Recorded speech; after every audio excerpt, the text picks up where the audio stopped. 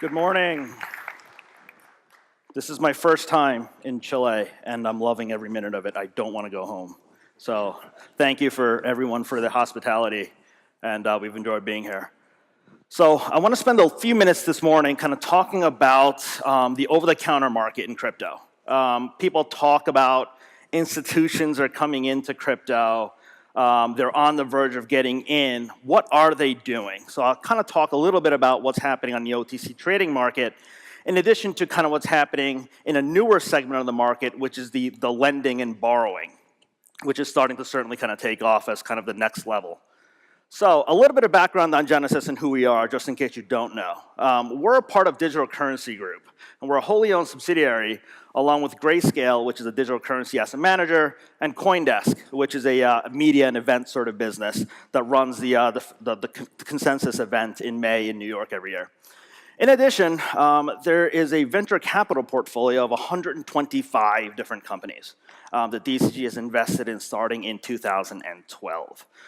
Some of the companies are sort of listed there, and some of the companies here in Latin America and South America are sort of listed, from Bitso to RSK to Buddha.com are within our portfolio, and we consider them our sister companies, and we work very, very closely with them. In addition, DCG owns a whole bunch of portfolio of crypto, underlying crypto themselves, so Bitcoin, Ether Classic, Zcash, Decentraland, Horizon, just to name a few. But they're really kind of selective about what investments they actually make on the token side. So again, we'll talk a little bit about the trading and a little bit about the lending as well. But we were launched in 2013. So we've been doing this now, we're entering year 6. And we've always been institutional. So this idea that institutions have not gotten involved in the space, it simply isn't true, simply because we have, as a business, have existed for that long. We don't cater to the retail customers. We only work with high net worth individuals, family offices, hedge funds, and the like. And we've always been the trusted counterparty to actually go in and out of crypto and back into fiat. Institutional lending, this is a business that we launched back in March. Like I said, it's a newer portion of the business, but it certainly is a much faster growing area of the business, frankly, than the OTC trading side, but we'll get into numbers in a little bit. So this is our sort of annual trading volumes. What I want you to focus, guys, on isn't really so much what the actual numbers are, which will come out to somewhere around $7 or $8 billion traded on Genesis this year. But only to institutions, is basically how ridiculous this chart ultimately looks. When you look at what 2014, 15, and 16 look like versus the bull market that happened in 2017, and then this continued into 2018. This price action, the fact that we're down, call it 85, 90% kind of from the all-time highs in December, hasn't really detracted from the institutional investor ultimate interest in the OTC market. In fact, it's obviously grown year over year, and so this idea that institutions are now backing away, that they're not playing in it, simply isn't true. Simply, our data doesn't absolutely show that the volume has decreased at all. So we're based in New York, but we have counterparties all over the world. I think we have counterparties in 50 some odd different countries. And so all of the volumes and the ideas that we're kind of seeing right now is a global sort of phenomenon. Overall, especially sort of around the United States, I'm going to guess that on any average day, the crypto exchanges on a global basis are still larger. But on any given day, any single day, OTC market could absolutely explode, which it does, especially on a day that price absolutely runs.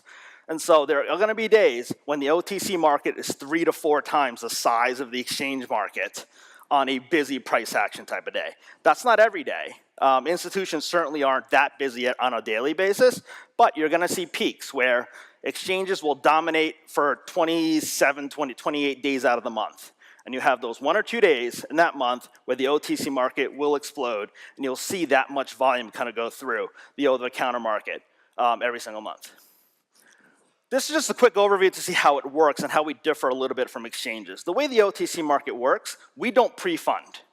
We agree to a transaction first, and then you do the settlement afterwards. So you really can only do this with sort of the trusted counterparties, because what you don't want, obviously, are counterparties that are going to fall down on the trade and not honor the transaction simply because the price moved between the time you execute the trade and by the time you settle. But all of that settlement of fiat and crypto, or crypto to crypto for that matter, happens after you agree upon the transaction, and that's when you actually exchange the settlements. Buyers pay a premium. Sellers take a discount. That's the way this market works. I'm sure everyone in the room has kind of heard of or been involved in sort of OTC transactions with whales involving 10,000 Bitcoins, 20,000 Bitcoins that want to buy at a 6% discount. Don't waste your time. That is my public service announcement. Those are not real. You are going to be wasting your time. The way the market works is if you want to, even in this market, even when the price is going down by 85%, buyers still pay a premium. The premiums and discounts are certainly tighter. They're much smaller than it used to be in 2014 and 2015. But the way this market still works is that buyers every day are buying at a premium from Genesis and selling at a discount to Genesis. And that's the experience for every single OTC firm, and that's the way institutions work within this marketplace. I want to shout out a little bit to one of our portfolio companies who's here. This is Bitso out of Mexico. So one of the things, other than sort of investment use cases of crypto, is remittance. We kind of talk about, hey, Bitcoin is a fantastic way to move value globally in a seamless fashion. Why isn't more and more of this happening? Well, it is. So one of the things we do is we help US remittance companies send money from the US to Mexico every single day, and we use Bitcoin in the middle. Why does that work? That's simply because prices of Bitcoin on many days trade at a premium to the US dollar. And so if it trades, because there's a lot of buy-side interest in Mexico for Bitcoin. This is just true in Mexico. This is true globally. So what these remittance companies are doing is they're effectively buying Bitcoin, sending it to Mexico, and then selling out Mexican peso and then getting that pesos back in their bank account. This whole thing happens in about 10 minutes. Okay, and you're coming out with a better value at the end of the day than if you were to call up your Forex broker. So on days in which Bitcoin is trading at a premium, these guys will call and say, hey, I need to send even smaller amounts, $200,000, $300,000 worth of into Mexico. They'll buy Bitcoin from Genesis. Genesis will send it to Bitso. Bitso will sell it out in their exchange and then deposit the Mexican peso in the remittance company's bank account. Incredibly efficient, really, really seamless. And this is actually a portion of the business that we're certainly excited about because we are kind of helping to solve real world problems because that remittance company is then able to offer better rates to their end customers that are looking to send $50, $100 kind of worth of money back to Mexico every single day. So that's sort of exciting in that Bitcoin is kind of helping to enable and give competition to the banks, frankly, because their spreads can be really, really wide, even on some of the most liquid fiat currencies like the US dollar to the Mexican peso pairing. Chat about lending a little bit. So this is a business we launched in March.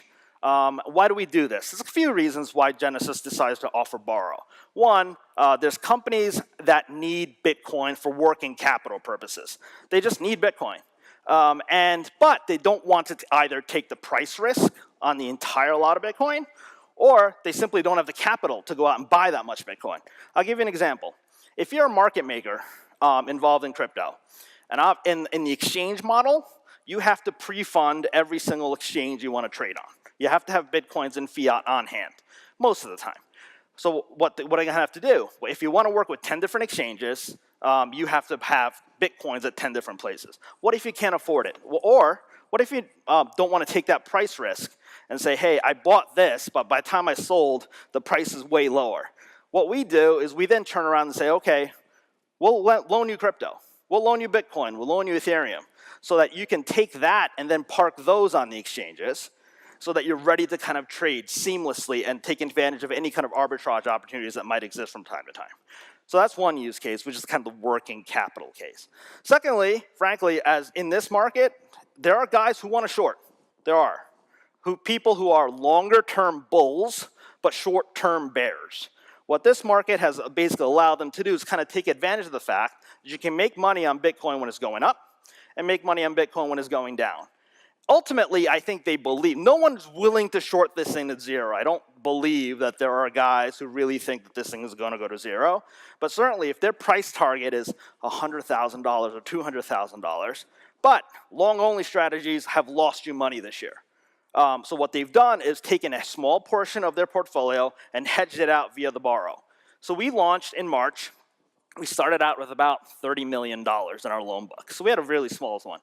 Over time, in the last 7 months, 8 months, I guess now, we've loaned about $700 million, and our current loan portfolio stands at about $140 to $150 million. So that's out there right now. So why do we? And we're turning around and we're borrowing crypto. Okay, so we have conversations all the time with some of the biggest holders, long-term guys in crypto in this space, and we turn around and say, okay, why don't you lend some of your crypto to Genesis?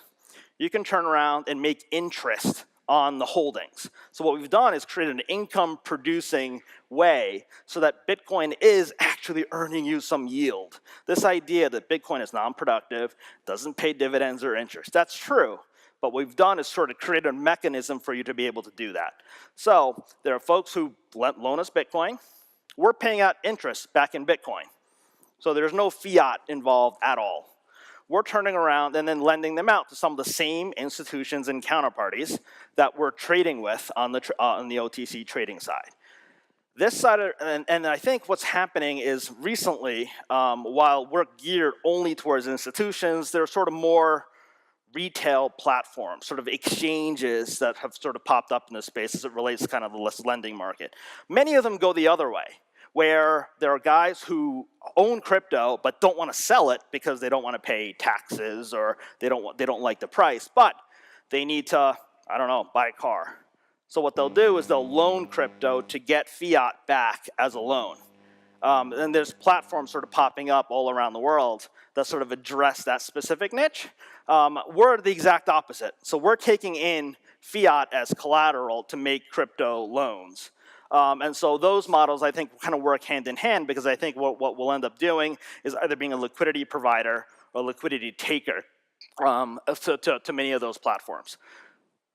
This market, like I said, is really, really small. It's about 200 million total on a global scale, if I had to sort of guess right now.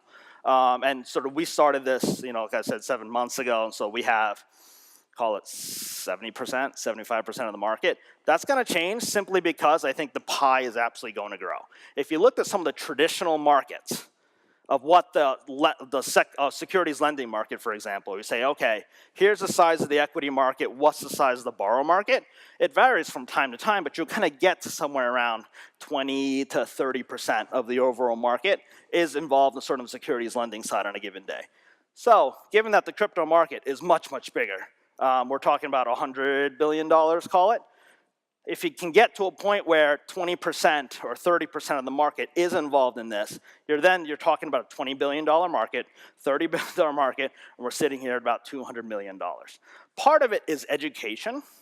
We think that this is important simply because you have to, because we're servicing institutions, you have to get to a point where you can go long or you can go short. This market, which was a long-only market for a long time, is what scared away institutions, frankly, because you needed to be able to go in either direction at any time. And I think there's going to be products and tools, and we've seen some already on the future side, with the CME and the CBOE launching futures late last year and early this year, which allowed sort of institutions to go longer, kind of go short exposure. And what you're seeing more and more is on the spot side of the market, which is where we sit, which happens for now, and probably will be for some time, far more liquid than sort of any futures exchanges.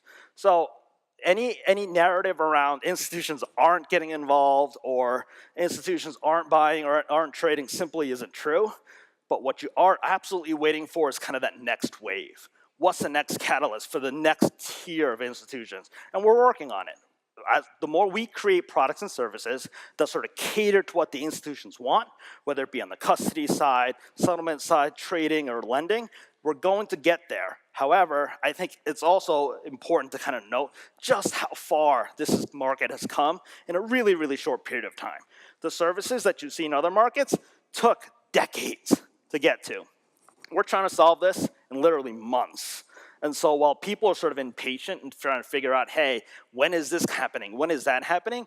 It will come, but you want it to be done right because you're dealing with millions of dollars of counterparty funds. And so we're going to get there over time, and we'll see what this chart looks like and what some of the growth in the market looks like over the next few years. Thank you.